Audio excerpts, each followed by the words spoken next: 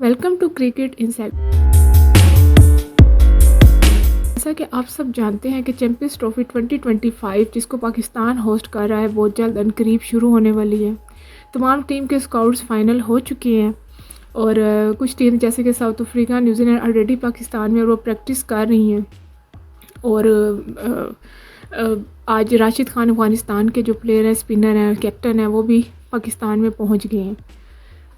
तमाम टीम्स के scouts final हो चुके हैं। अब सिर्फ एक रास्ता बाकी है, डेडलाइन ख़त्म हो गई है जिसके हम अगर स्काउट्स में टीम के स्काउट्स में चेंजिंग करना चाहें या रिप्लेस करना चाहें, वो डेडलाइन आईसीसी की ख़त्म हो चुकी है। लेकिन अब सिर्फ एक रास्ता है कि अगर हम किसी की इंजरी, प्लेयर का जो स्काउट में है उसकी इंजरी को जाहिर करके हम किसी दूसरे उसकी रिप्लेसमेंट लें, तो पाकिस्तान को इस टाइम जो सबसे ज़्यादा मुश्किल है वो उनके ओपनर की आ रही है। बाबर आजम परफॉर्म नहीं कर रहे और कोशिश यही की जा रही है कि बाबर पर उनको तीसरे नंबर पे जो वो 3 नंबर पे बैटिंग करते हैं, 1 डाउन आते हैं, उन पे उसका उनको उसी नंबर पर रखा जाए। और नीचे से जो खुशदिल हैं और एक और फ़हीम अशरफ हैं, इन दोनों में से किसी प्लेयर को या इबरार को, मेरे ख्याल में फ़हीम अशरफ तो नहीं जाएंगे, वो तो बिल्कुल जाएंगे नहीं, राना फ़हीम, तो उनको नहीं हटाया जाएगा। लेकिन उम्मीद है कि या तो खुशदिल जाएंगे या इबरार को हटा के एक ओपनर को लाया जाएगा। और ओपनर्स के क्या ऑप्शन सामने आ रहे हैं, शान मसूद, अब्दुल्ला शफीक और थर्ड हैं इमामुल हक। अब तक की जबकि जो ख़बरें आ रही हैं, जो हमारे रिलायबल जो जर्नलिस्ट हैं जिनको हम सुनती हूँ मैं भी, उनके मुताबिक जो बहुत ज़्यादा जो उम्मीद है वो इमामुल हक की चांसेस है। बहुत ज़्यादा चांसेस हैं कि इमामुल हक चैम्पियंस ट्रॉफी 2025 के स्काउट में शामिल कर दिए जाएंगे, बल्कि कर दिए जाएंगे, वो फ़खर जमान के साथ ओपन भी करेंगे। इमामुल हक ने जो उनसे आज की तारीख़ में उन्होंने LCCA ग्राउंड है जो वहाँ पर उन्होंने अपना फ़िटनेस टेस्ट क्लियर कर लिया, जिसमें 2 किलोमीटर भागा जाता है और रिक्वायर्ड टाइम दिया जाता है। उसमें उन्होंने अपना फ़िटनेस टेस्ट आज की तारीख़ में LCCA ग्राउंड है उसमें कंप्लीट कर लिया है। बहुत ज़्यादा चांसेस हैं कि उनको शामिल कर दिया जाए स्काउट में, और उनको सेंट्रल कॉन्ट्रैक्ट भी आज दे दिया गया है।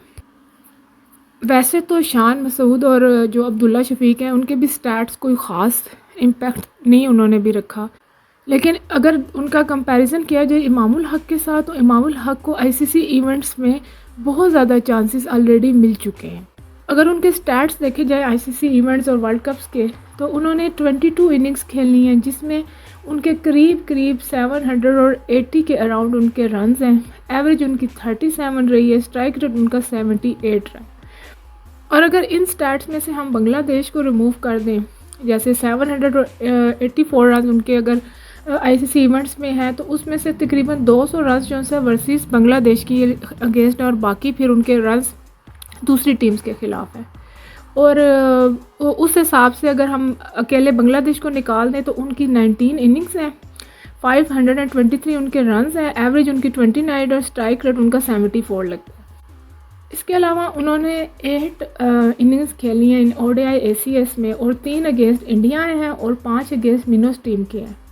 इसमें उन्होंने टोटल 21 रन्स इंडिया के अगेंस्ट जो है सिर्फ स्कोर किए हैं, और उनकी एवरेज सिर्फ 7 है इंडिया के अगेंस्ट। अब लोग जो है बहुत ज़्यादा ट्विटर पे भी मैं देख रही थी कि बहुत ज़्यादा ज़ोर है कि इमामुल हक के साथ गलत हो रहा है, वो बहुत अच्छे प्लेयर हैं, वो बाबर आजम के बाद सबसे ज़्यादा सॉलिड प्लेयर वो हैं। लेकिन अगर उनकी ICC इवेंट्स में परफॉर्मेंस देखी जाए तो वो बिल्कुल भी किसी काम की नहीं है। ना ODIs में उनकी जो है लास्ट 2022 से कोई ख़ास किस्म की कोई परफॉर्मेंसेस आती रही हूँ। मेरे दिल की बहुत ज़्यादा ख्वाहिश थी, दिल की ख्वाहिशों की क्या ही बात है, लेकिन मुझे ज़्यादा जो मेरा फेवर जा रहा था वो शान मसूद की तरफ है। वो वैसे भी हमारे टेस्ट कैप्टन है, बहुत अच्छे सॉलिड वो बैट्समैन है। अगर उनका चल जाए, उनका बल्ला चल जाए और वो पेस को मैच करते हैं। अगर आप 2023 का वो वर्ल्ड कप देखें, 2023 का T20 वर्ल्ड कप देखें, उसमें वर्सेस इंग्लैंड सारे स्ट्रगल कर रहे थे, वो थोड़ा उन्होंने रेजिस्ट किया था। इसके बाद वो टीम की पेस को मैच करते हैं। और मैं आपको बताऊं, अगर हमारा 2023 का ओडीआई वर्ल्ड कप जो इंडिया ने होस्ट किया था, अगर आप वहाँ पर देखें तो ऑस्ट्रेलिया वाला मैच बहुत अच्छा लेकर जा रहे थे जो अब्दुल्ला शफीक हैं, लेकिन जो इमामुल हक हैं वो अपना स्ट्रोक कलेक्शन दिखाने में वो रोक लेते हैं बॉल्स को। ये याद रखिएगा, इमाम जो सा है वो अपने स्ट्रोक कलेक्शंस दिखाने लग जाते हैं और अपनी वो उनका जो अपना पर्सनल माइलस्टोन्स है ना उसके पीछे वो जाते हैं। वो कभी भी इस तरह से नहीं रिक्वायर्ड जो एवरेज चाहिए होती है, स्पेशली जब हम चेस कर रहे होते हैं या टारगेट भी बोर्ड पर लगा रहे होते हैं। ओपनर्स को तेज़ खेलना पड़ेगा। हमें फ़खर जमान की तरह का हिटर या एक एंड से अगर फ़खर हिटिंग कर रहा है तो दूसरी तरफ से थोड़ा सेंसिबल किस्म का प्लेयर चाहिए, लेकिन वो इमामुल हक बिल्कुल भी नहीं है।